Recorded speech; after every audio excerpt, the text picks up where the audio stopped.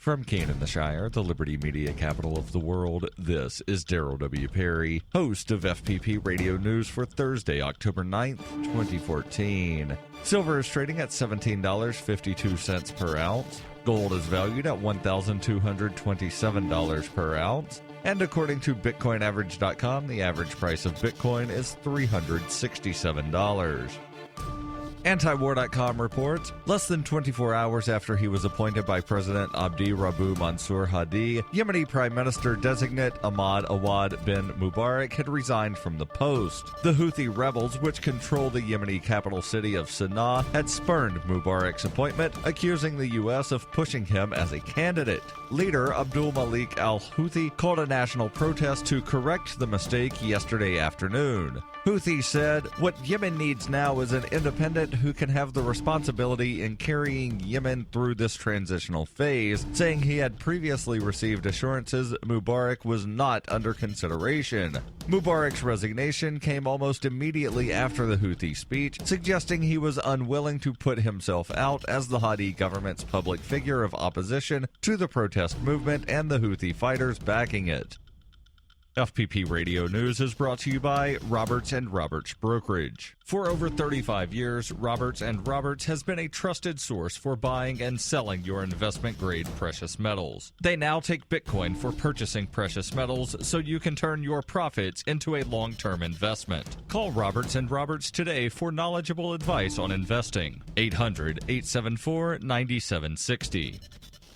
The Associated Press reports same-day registration won't be allowed during early voting in North Carolina, and Election Day ballots cast in the wrong precinct will not be counted this fall after the U.S. Supreme Court on Wednesday blocked a ruling that had set aside parts of a 2013 election law. A majority of the nation's highest court agreed to halt the ruling of the Fourth U.S. Circuit Court of Appeals. 2 justices dissented. The decision means the full law will remain enforced while the state and civil rights groups that challenge the law prepare for trial next summer. The full law was enforced during the May primary as well. Early voting in North Carolina begins October 23rd, and the registration deadline remains this Friday as originally planned. The court's order was unsigned, as it typically is in these situations. Justices Ruth Bader Ginsburg and Sonia Sotomayor dissented, saying they would have left the appellate ruling in place. It is unclear how the other 7 justices came down on the matter, other than at least 5 formed a majority and voted in North Carolina's favor. The majority provided no explanation of its ruling, which also stays a preliminary injunction filed by a federal trial court in Winston-Salem.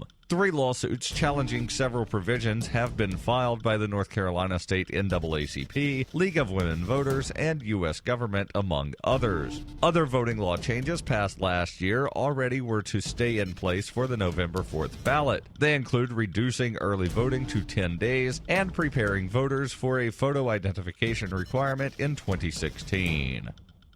During the 2013 Porcupine Freedom Festival, Davi Barker presented an idea for a renegade psychological experiment. Since then, he has refined his idea and put his plan and research into writing. He explains, "We aim to show the world beyond a shadow of a doubt that power corrupts absolutely and corrupt authority deserves no obedience." Authoritarian Sociopathy is available from Amazon.com and all major bookstores.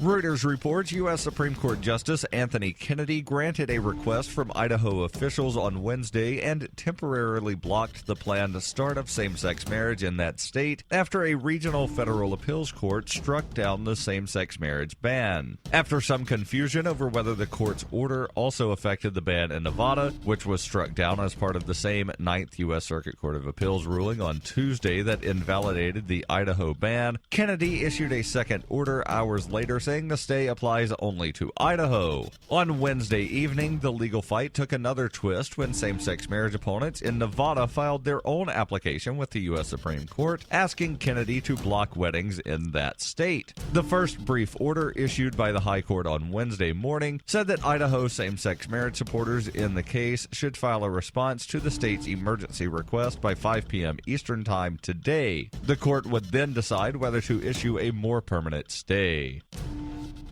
This has been FPP Radio News, online at fppradio.com.